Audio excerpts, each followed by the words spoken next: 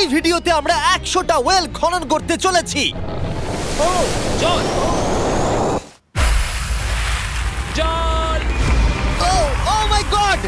তোমরা দেখতে পাচ্ছ কেনিয়ার একটা ছোট্ট গ্রামের লোকেরা জলের সরবরাহ পেল, তাও আবার মাত্র 1 সেকেন্ডের মধ্যে। একটা হয়ে গেছে, আরো 99টা ওয়েল খনন করা বাকি আছে। তোমাদের এই ভিডিওটা দারুণ লাগবে। এই 100টা ওয়েল মিলিয়ে 500,000-এরও বেশি মানুষকে পরিশ্রুত পানীয় জল সরবরাহ করতে চলেছে। তারপর আমরা কেনিয়ার এই অংশে বেশ কিছু ওয়েল খনন করবার পরে আমরা কিছুটা দক্ষিণে নেইরির স্কুলগুলোতে গেলাম, আর অবশ্যই বলবো তারা আমাদের দেখে খুব খুশি হয়েছিল। তোমরা সবাই কেমন আছো? আমি এতটা আশাই করিনি। সবাইকে স্বাগত জানানোর জন্য ধন্যবাদ। আমি বুঝতে পারছি না কি করে রিঅ্যাক্ট করব। তোমাদের সকলকে ধন্যবাদ জানাই। আমরা আসার জন্য এই গ্রামে একটা ওয়েলকাম সেরিমনি হয়ে গেল, আর নোলান তার মধ্যে অংশ নিয়ে নিল। তার মধ্যে নোলানকে দেখতে সবথেকে অকওয়ার্ড লাগছে, আর এগুলো দেখতে আমার খুবই ভালো লাগছে। আর যখন আমরা স্কুলগুলো ঘুরে দেখলাম, দেখো একজন গেস্ট এসেছে। কেমন আছো তোমরা? তোমাদের সব ঠিকঠাক চলছে তো? তোমরা সবাই ভালো থেকো। একজন টিচার আমাদের দেখালো কিভাবে সবাই জল আনে। সেটা এই নদীটা থেকে, যার জল খাবার একদমই উপযুক্ত নয়। এখান থেকে ছাত্রছাত্রীরা জল খায়। হ্যাঁ এটা তো পাগলামি। হ্যাঁ, আপনি জানেন স্টুডেন্টদের ডায়রিয়া, টাইফয়েড, নানা রকম ইনফেকশন হতে থাকে, কারণ আমরা এই জল ব্যবহার করে থাকি। তাই আমরা ওদের যতটা সম্ভব চেষ্টা করি যত্নে রাখার, কিন্তু আপনারা দেখতেই পাচ্ছেন যে কি অবস্থা। কিন্তু জীবনে বাঁচার জন্য জল তো লাগেই। এই পরিস্থিতিটা দেখে আমাদের খুবই খারাপ লাগলো। এই অস্বাস্থ্যকর জল খাওয়ার ফলে বাচ্চাদের জীবন ঝুঁকিপূর্ণ হয়ে যায় এবং কখনো কখনো সংক্ষিপ্ত হয়ে পড়ে। কিন্তু অন্তত এই গ্রামের জন্য আমরা এই পরিস্থিতিটাকে বদলাতে চলেছি। আমার মনে হয় না এটা আমার মাথায় ফিট হবে। আমার মাথাটা অনেক বড়। দেখা যাক আমরা জল খুঁজে পাই কিনা। ও ও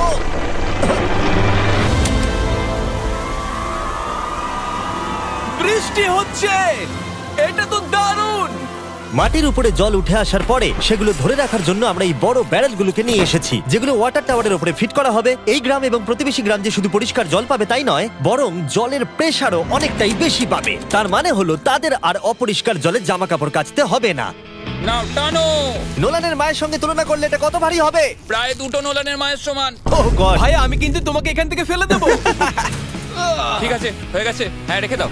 আমরা কেনিয়াতে আরো 20টা ওয়েল খনন করলাম, আর সেটা করবার পরে আরে এখানে তো আরেকটা ওয়েল হয়ে গেছে। চিন্তা করো না, আমার আরেকটা জুতোতে আরো বেশি জল আছে। আর এটা দেখাবো আমরা প্রথম 29টা ওয়েল কিভাবে খনন করলাম। আমরা একটা বড় ড্রিল মেশিন দিয়ে মাটির গভীরে কয়েকশো ফুট নিচ অব্দি খনন করলাম, আরেকটা পরিশ্রুত পানীয় জলের বিশাল উৎসের সাথে জুড়ে দিলাম। তারপরে আমরা পাইপের সাথে এটাকে জুড়ে দিলাম, যাতে আফ্রিকার সবাই এই জল খেতে পারে আর সেটা তুলতে পারে ঠিক এই রকম ভাবে। দেখা যাক এটা কিরকম খেতে। জলের মতোই। এই 5 গ্যালনের ড্রামটা ভরতে আমার 1 মিনিট সময় লাগলো। এখান থেকে একদিনে কত জল তোলা যেতে পারে? একদিনে প্রায় 3600 গ্যালন জল। এই ওয়েলটা এই গ্রামের শুধুমাত্র 400 বাচ্চার জন্যই নয়, বরং এই স্কুলের প্রতিবেশী গ্রামগুলোর বাচ্চারাও এই জল ব্যবহার করতে পারবে। আমাদের জল দেওয়ার জন্য থ্যাংক ইউ। হ্যাঁ, থ্যাংক ইউ কি আছে। এটা প্রায় 30 বছর ধরে অনবরত জল সরবরাহ করবে। আপনারা হয়তো এটা ভাবছেন যে এই বিশাল কর্মকাণ্ডের জন্য গভর্নমেন্টের সাহায্য নেওয়া হয়েছে, কিন্তু এটা সত্যি নয়। এই সমস্যার সমাধান করা সম্ভব হয়েছে কারণ মানবতা সর্বদা পাশে এসে দাঁড়ানোর চেষ্টা করেছে। তোমার সাকসেসের পেছনে রহস্যটা কি? সত্যি বলতে, তুমি যা ভালোবাসো তা সততার সাথে করতে থাকো, আর তুমি বুঝতেও পারবে না সাকসেস কখন চলে এসেছে। দেখো, এটাকে আমি একদম কাছে নিয়ে আসছি। আমাদের দেখতে পাচ্ছো? এটা দারুণ, তাই না? হ্যাঁ। ওপরে তাকাও, দেখো রেকর্ড হচ্ছে। ঠিক আছে, আমি এটাকে আরো কাছে আনছি। এই দেখো। তোমরা নিজেদেরকে দেখতে পাচ্ছ?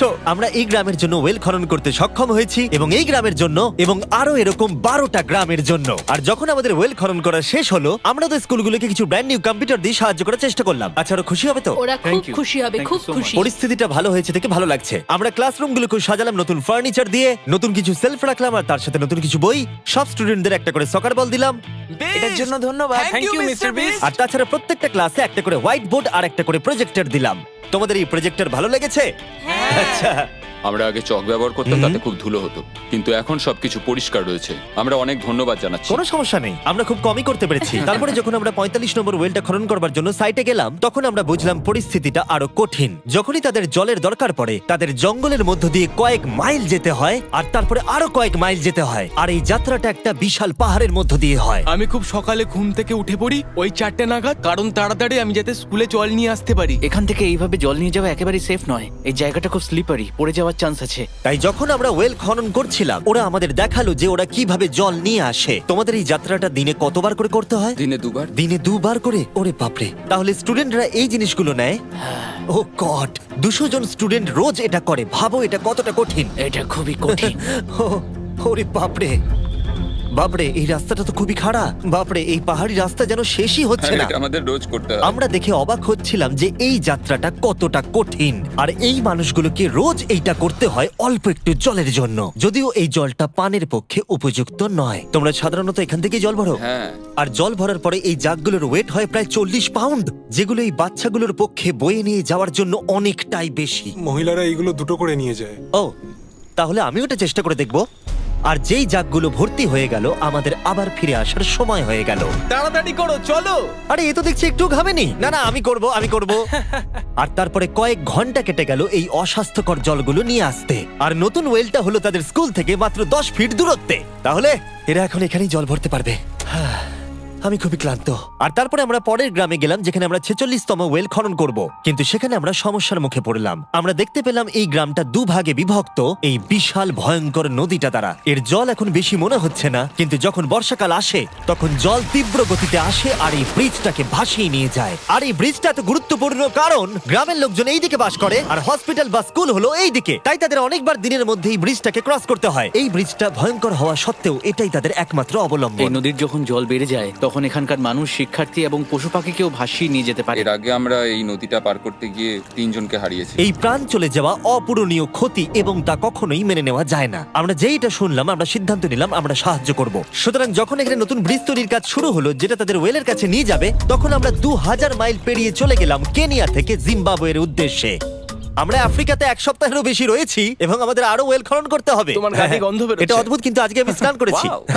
ঠিক আছে, আমাকে শেষ করতে দিলে আমি হাত দুটো নামিয়ে নেবো। তোমরা কি আমাকে বাকি ওয়েলগুলো খনন করতে সাহায্য করবে? ঠিক আছে। হ্যাঁ, আমাদের প্রথম কাজ ছিল একটা লোকাল হসপিটাল ঘুরে দেখা, যেটার ভীষণভাবে পরিষ্কার পানীয় জলের দরকার ছিল। ভেতরে ঢোকার পর আমরা বুঝতে পারলাম এই গ্রামগুলোর উপরে এই হসপিটালটার প্রভাব কতটা বেশি। এক বছরে এখানে কতগুলো সন্তানের জন্ম হয়? এক মাসে মোটামুটি 50টা বাচ্চা। মানে বছরে 600 জনের জন্ম হয়।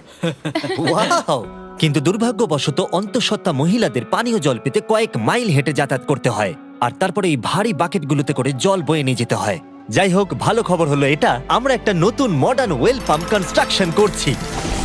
ভালো করে, ওদিকটা ওদিকটা। এখন যেটা প্রয়োজনীয় সেটা হলো এগুলোকে চালু করা। যাই হোক, নোলান, তুমি কি তৈরি? আমি তৈরি। ওভার। একটা ড্রামাটিক জুম ইন করো। নোলান, আমি বাটন প্রেস করলাম, জল কি পড়ছে? জল পড়ছে। তোমরা একবার গিয়ে দেখবে নাকি? হ্যাঁ, চলো যাওয়া যাক। আমার ভালো লাগছে যে মানুষকে আর জলের জন্য বেশি দূর যেতে হচ্ছে না। এর থেকে ভালো জিনিস আর কিছু হতেই পারে না। এখানে নোলান খুবই ভালো ডান্স করতে পারে। হ্যাঁ, ও তোমাদের সাথে ভালো। নাচবে। আমাকে সব সময় নাচ করতে কেন বলে? দেখো ও কি করছে। হে ভগবান, আমি আমি আমি এটা আর দেখতে পাচ্ছি না। পরিশ্রুত পানীয় জলের সরবরাহ নিশ্চিত করে দেখলাম এই গ্রামের অনেক স্টুডেন্টদের যাতায়াত করতে সমস্যা হয়। তাই আমি ডিসাইড করলাম সবাইকে নতুন বাইসাইকেল দেব। আমি জানি এখানে অনেক বাচ্চা আছে, কিন্তু আমাদের কাছে অনেক বাইসাইকেল আছে। পরিষ্কারভাবে বলে দিই, আমি সাইকেল চালাতে পারি না। জিমি শুধু সাইকেল বিতরণ করতে পারে। কোনোদিন চালাতেই শিখিনি। চলো তোমাদের নতুন সাইকেলগুলো চালাও দেখি। 3, 2, 1, চলো। ও, সবাই আমাকে বেরিয়ে যাচ্ছে। খুব সাবধানে, আমি কিন্তু চালাতে পারি না।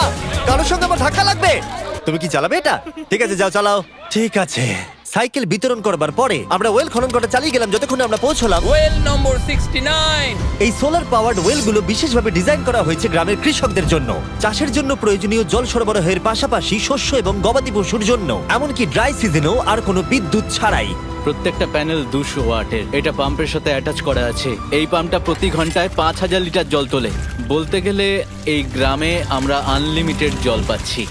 এটা দুর্দান্ত। জিম্বাবুয়ে থেকে চলে আসবার পরে আমরা চেয়েছিলাম আফ্রিকার সমস্ত জায়গায় জল পৌঁছে দিতে। তাই আমরা আরো ওয়েল খনন করলাম উগান্ডাতে, সোমালিয়াতে এবং ক্যামেরুনে। যদি আপনারা আরো বেশি দেখতে চান, তাহলে আমরা খুব তাড়াতাড়ি ফিলান্থ্রপিতে আরেকটা ভিডিও আনতে চলেছি। এই গ্রামগুলোতে সময় কাটিয়ে আমি পানীয় জলের উৎসের গুরুত্ব কতটা তা বুঝতে পেরেছি। কি করে এটা চাষে সাহায্য করে, ফসল ফলাতে, কিভাবে হসপিটালের জন্য পরিষ্কার পরিবেশ তৈরি করে, এবং সব থেকে গুরুত্বপূর্ণ হলো পরবর্তী প্রজন্মের শিশুদের জন্য একটা সুস্বাস্থ্যকর জীবন উপহার দেওয়া এবং তাদের ভবিষ্যৎ সুনিশ্চিত করা আমরা বিশুদ্ধ পানীয় জল পেতে অনেক অপেক্ষা করেছি। জল হলো জীবন। এবং স্থানীয়দের সাহায্য নিয়ে আমরা নতুন ব্রিজটা তৈরি করতে সফল হয়েছি, যেটা এই গ্রামবাসীরা পরবর্তী 100 বছর ব্যবহার করতে পারবে।